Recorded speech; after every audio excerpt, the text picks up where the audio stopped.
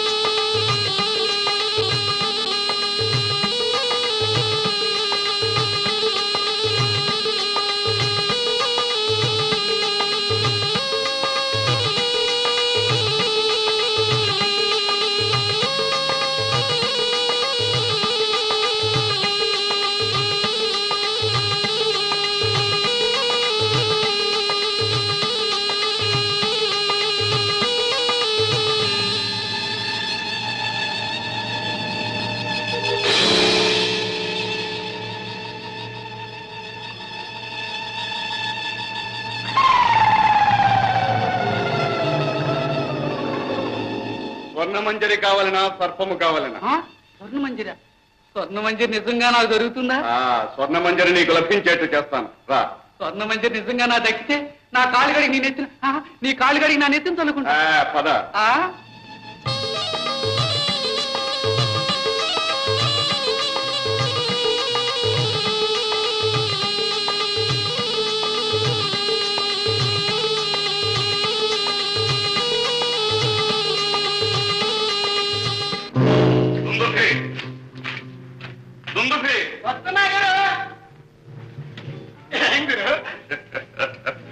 అతిథి వచ్చారా? అతనికి పూజ చేయరా? పెద్ద పూజ, చిన్న పూజ గురు. పెద్ద పూజ చేయరా?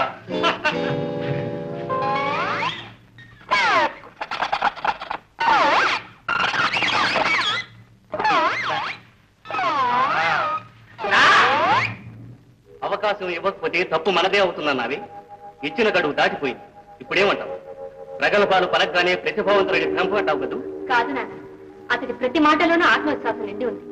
జయంతుడు వస్తాడని నమ్మకం నాకింకా ఉంది నాన్న. నాకు ఆ నమ్మకం లేదు. ఆఖరి క్షణం వరకు ఆగి ఉన్నా. లాభం లేదు.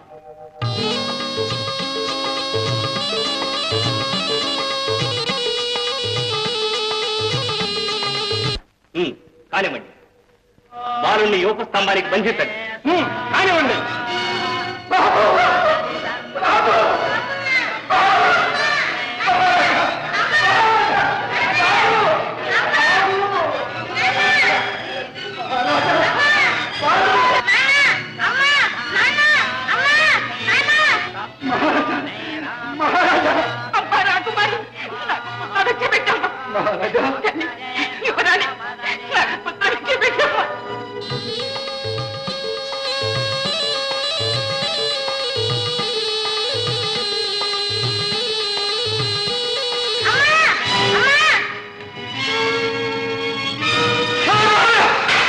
ఏమిటిది?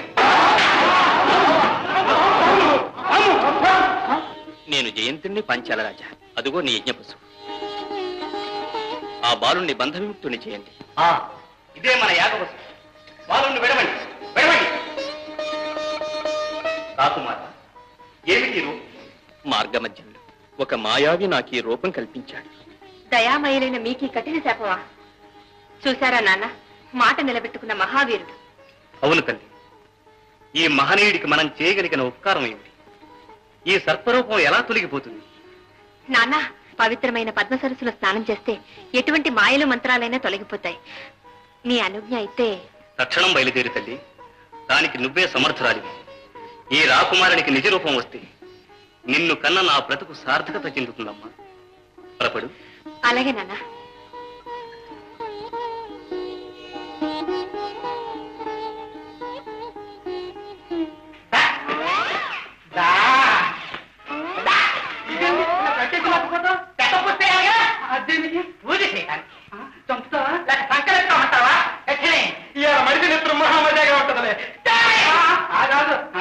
గొప్ప వాళ్ళ చేతిలో చచ్చిపోతానని మా నాన్న చెప్పాడు. నువ్వు చంపుతావేంటి? నేను గొప్పగానా? అబ్బా నీ గొప్ప అంటే చెప్పండి. మనం మాత్రం సరేమంటే మనం ఎదిరించినాడు మైకం కమ్మి అలా వెళ్తూ ఉండాల్సిందే. అయితే నేను ఎట్లా చచ్చిపోతున్నాగా నువ్వు నాకు మంత్రం చెప్తే వచ్చే జన్మలో నేను గురువు. నువ్వు గురువు నేను గురువుని అయిపోతానా? అవునులే, ఎలాగో చెప్తుండవుగా మంత్రం చెప్తా. ఇదికో అజ్జం పెట్ట తెజ్జం పుట్ట తెజ్జం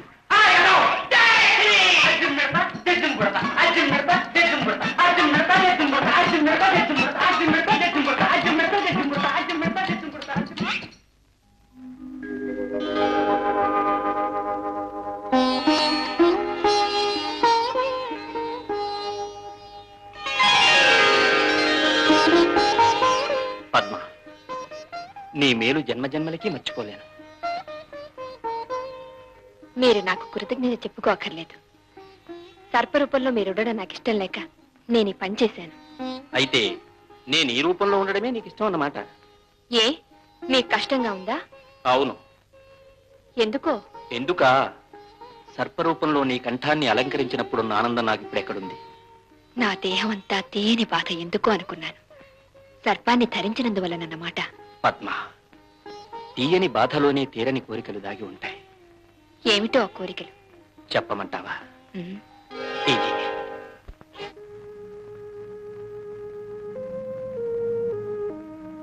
అయితే గురు నాకు తెలియక అడుగుతున్నాను, మీరు గొప్ప ప్రశ్నుడు గొప్ప? మూర్ఖుడా, మాకన్నా నిన్న ఎవడుండురా? ఏమిరా నీ ప్రశ్న? నాకు తెలియక అడుగుతున్నాను. ఉంటేను మంట కలిపదమురా. అయితే వాడిని వెంటనే మంట కలిపేయండి గురు. ఎవరిని? ఆ ప్రశ్నుండే ఏలరా? మీరు వెయ్యి చెప్పండి గురు.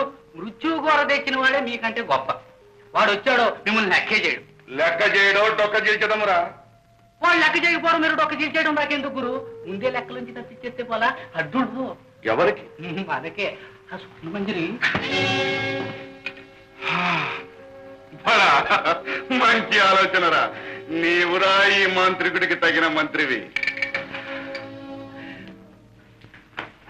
మంచినా రాజునే.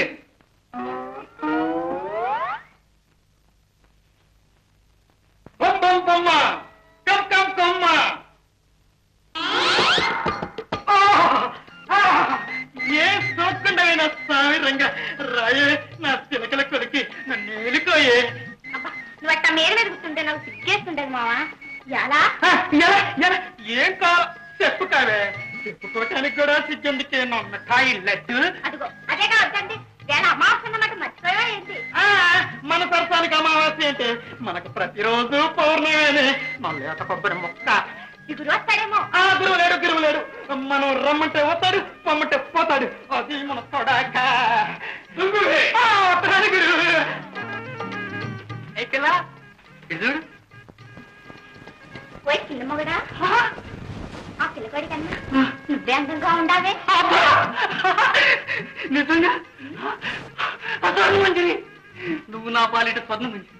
స్వర్ణమంజరిలా నువ్వు నాట్యం చేస్తూ ఉంటే, గురువు గారిలా నేను ఆనందిస్తూ ఉంటే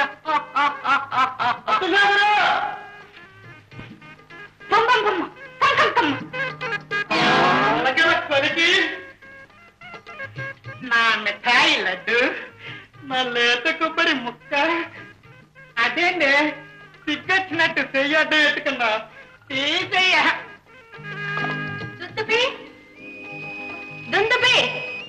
ఏళ్ళొచ్చిగా కరగా పానకంలో పురుగులు. బొమ్మ కం కం కొమ్మ.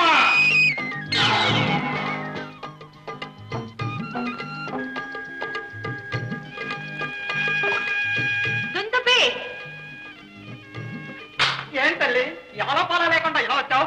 గురుదేవుడు ఎక్కడున్నారు? ఏ గురువుని చూడండి కునికి వెళ్ళిపోతున్నావు అమ్మా. ఈ పాటికి ఆయన గుర్రెట్టునే ఉంటారు. అది సరే గాని ఇంతకు అతనేడి ఆ వంగరాజు? ఏడు నా శిష్యుడా. పారిపోయాడేమిటి? ఆడికి బయటకు పోయా దారి మార్గం చెప్తానా ఏంటి? మరి కనపడ్డే. నిజమే. శిశుడా, ఒరే శిశుడా, నేను ఎక్కడున్నా?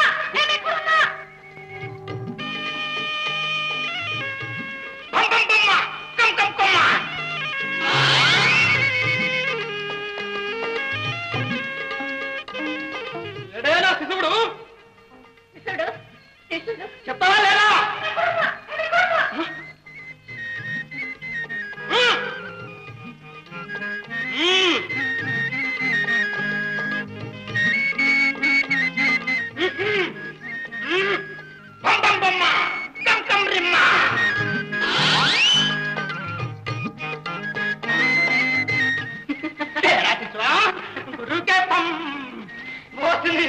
నన్ను అన్యాయం చేసి ఈ పెడత మొహమాన్ని రైతులా దాచుకున్నారా? ఏం చేస్తాను బంగరాజు దాని రవ్వుకిలో దాక్కున్నావా? ఏమనుకున్నావు మన తడాక?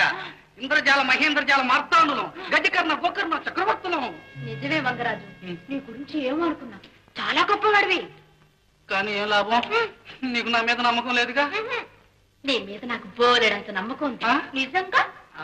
ఎందుకు? చెత్తులేమో శివుడి మీద, భక్తి ఏమో చెప్పుల మీద అన్నట్టు మాటల్లో నేను, మనసులో ఆ ప్రశ్న ఉండు. కానీ ఏమిటి? ఈ గురుదేవుడు ఆ ప్రశ్న నుండి నీకు దక్కనివ్వడు. బంగరాజు, ఇప్పుడేగా నా మీద నీకు బోలెడంత నమ్మకం ఉందన్నా. చెప్పు వంగరాజు. ప్రశ్నుండి తిరిగినాగానే అతన్ని నీకు దక్కనివ్వకుండా దొక్క చేసేస్తానన్నాడు. దేనికి? మృత్యు కోర తెచ్చినప్పుడు మన గురుదేవుడి కన్నా ఆ ప్రశ్నుండే గొప్పవాడవుతాడుగా, అందుకు. అయినా నేనున్నా, నీకేలాపోరా నేను. సరే గాని నాకు చిన్న సహాయం చేసి పెడతావా? చిన్న కాదు, పెద్దదే. కావాలంటే నా ప్రాణాన్ని. అదేం కాదు, ఇక్కడ రహస్యాలు ఎప్పటికప్పుడు వచ్చి నాకు తెలియచేయాలి. ప్రసూనుడు రాగానే నాకు వచ్చి చెప్పాలి. కానీ ఈ గుహ నుంచి బయటపడేదా తెలీదే. నేను చూపిస్తారా?